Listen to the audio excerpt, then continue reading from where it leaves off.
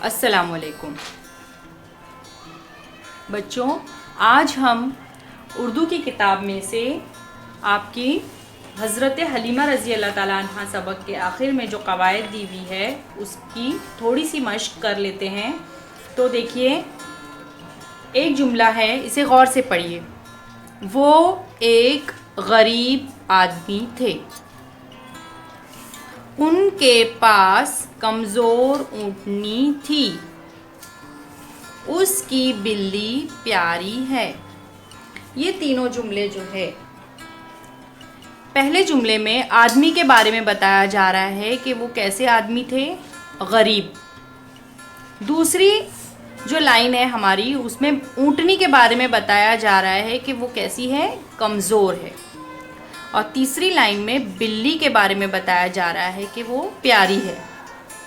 تو ہر لفظ کے بارے میں، ہر انسان کے یا جانور کے بارے میں اس کی خاصیت بتائی جا رہی ہے۔ آدمی کیسا ہے، غریب ہے۔ اونٹنی کیسی ہے، کمزور ہے۔ بلی کیسی ہے، پیاری ہے۔ تو ایسا لفظ جو کسی کی خاصیت بیان کرے تو اسے کہتے ہیں صفت۔ کیا کہتے ہیں؟ صفت۔ یعنی کسی کی خاصیت، کسی کی اسپیشل بات، کسی کی خاص بات، کسی کے اندر کی کوئی خوبی جو ہم کو بتائے اسے کہتے ہیں صفت۔